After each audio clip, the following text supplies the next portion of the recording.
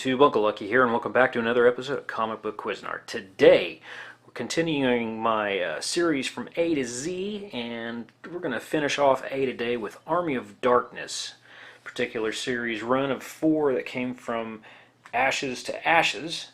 It's a really good series. It was a lot of fun. Anybody that knows anything about Dynamite and the comic books that they put out, these guys are great. And this cover, see, this is the paperback, the trade paperback, but the cover to number 2 of the 4-issue run is a completely different cover.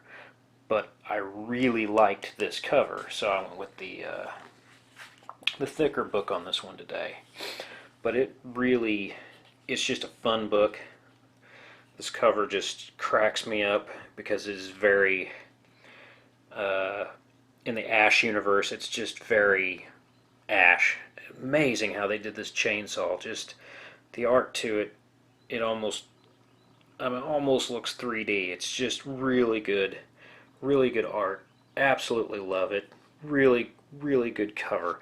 I don't think it's by the same artist. Nick Bradshaw is the artist that wrote this, or drew this 4-issue run. He's really good in his own because he captures the feel really well. He captures Ash. You know, just the hilarity of the things that go on around this character. All of the way things happen. The art is just super fun. It looks good color, and it fits into the Army of Darkness universe so well. The Evil Dead. It's just really good. But the cover was what caught my eye. I would have bought it anyway because, you know, I grew up absolutely loving the Evil Dead and the Evil Dead 2 and the Army of Darkness movies. All of our friends used to get together and watch these movies over and over and over again. It's just great stuff. But the reason I remember this comic book so well is because this was the last comic book I bought from an older gentleman who had to close down his shop. And this was in about 2000, I'd say early 2005. I was going into his shop regularly. I just got back to the United States and was kind of trying to find my way and figure out what comic book stores I liked and trying to get back into collecting because it had been a long time. And I found his shop and I really liked it, but he and a lot of other guys at the time, they were a little bit more old school and they just weren't doing very good business. And they all closed their doors. It's, you know, comic book stores have changed a lot over the years. You know, there's some of them that were always a little bit more cutting edge and ahead of their time, but for the most part, you know, it was a comic book store. You walked in and that's all it was comics. You gotta kind of change with the times, I guess, but yeah, this was one of the last ones I bought from his shop before he had to close his doors. It was pretty sad, but, you know, it's still something I remember, sad or not. So, next up, we are now moving into the B's with Batman, Legend of the Dark Knight. This was a 5-issue run for a series called Prey. The reason I love this cover so much is that it reminds me so much of, you know, 1970s, 1980s novel covers, you know, almost like James Bond. I mean, look at, it's got to have everything. It's got to have the danger. It's got to have the villain. It's got to have your hero. It's got to have the scantily clad women. You know, just something going on in the background. Usually, the old covers, there was bullet holes or something in the background with, you know, somebody dodging bullets or whatever. And that's, you know, this reminds me of that time. You know, it reminds me of a novel you might be reading. But it's a comic book. This one came out in 1990. There we go. December of 1990. It's a beautiful cover. Like I said, it's It's just got one of those things that I think this was the first one that caught my eye. I probably would have passed this up when I was at the comic book store years and years ago when I picked it up. But this one caught my eye, and I think at the time it was on this issue that I thought I'll collect the whole thing. The art's decent. I mean, it's not crazy good. It's not crazy bad. It's decent. Kind of a different. He goes for a little bit more realism. I think he tries to accomplish that, and you know, for the most part, stories. The stories.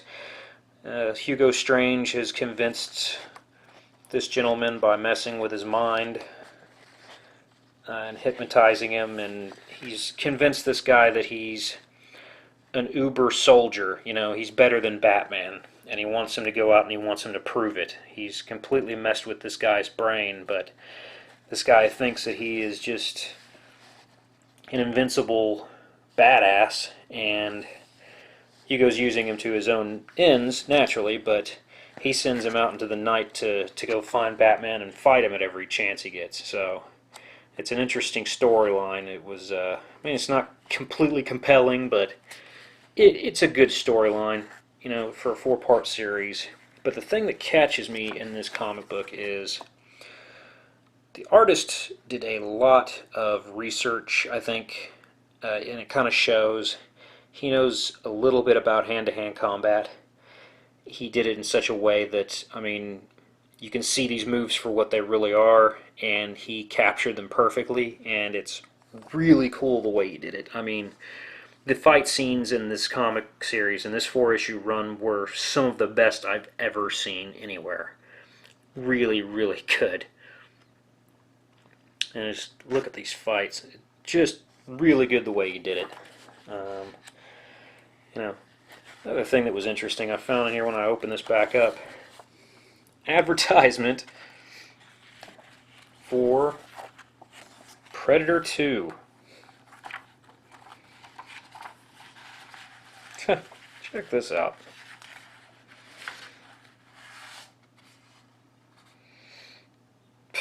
Just the things you find after all these years of not opening up a comic book. Wow. Yeah, so this one, yeah, I love this. It's a good story, good cover. Not too bad. And finally, for our third one today, we'll wrap it up. We have Batman Adventures. This was a holiday special. Came out in 1995. This thing is hella thick. It is huge. And because it's so huge, I can't figure out if it was when they glued it onto the backing or whatever. I don't know if it gave this comic book this weird ripple or if that's literally water damage. I don't think it's water damage, which is kind of weird, but it has on the back too in the exact same way. Can't tell by the light, but anyway, this is an amazing cover. I really like Mr. Freeze. He's a cool character. He's one of those very sad characters that you can see his motivations and you can see why he does the things he does, and it's, you know, he's just really cool. This cover is just gorgeous though. Amazing cover. I love the way his goggles are against that almost, well, it's a black and white and grayish background. It's just really good. Bruce Timm, you know, the boys that did the animated series were all over this. Everybody's names are on this. It's done in the style of the TV show. So, I mean, none of these surprises. It's a pretty good read, though. This one was interesting. Harley Quinn and Poison Ivy have their own little story in here. The Harley and the Ivy is what it's called. And they're getting ready to do some bad things because that's what they do, but I thought it was interesting. It's been a long time since I read this comic book, but yeah, you know, they had the whole Harley Ivy thing going on years ago. Like I said, this was 1995, but it was really cool. Yeah, very good cover. I think the only reason I really picked this one up was because of the cover. It really didn't have anything to do with a specific story arc or anything. It's just, I really loved this cover. I love the snow coming through the foreground, and just the black and white with the red on the eyes just really gives it a really good pop. That yellow lettering, just really good. Like I said, I don't know how many of these they had. It was just a holiday special, #1, but it came out in 1995 if I remember correctly. But yeah, it was a really good one. I really liked this one. And I think that's probably going to wrap it up for this episode. You guys let me know what you think in the comments below. Did you read any of these? Did you like them? Just let me know. I'll catch you guys on the next episode. Have a good one.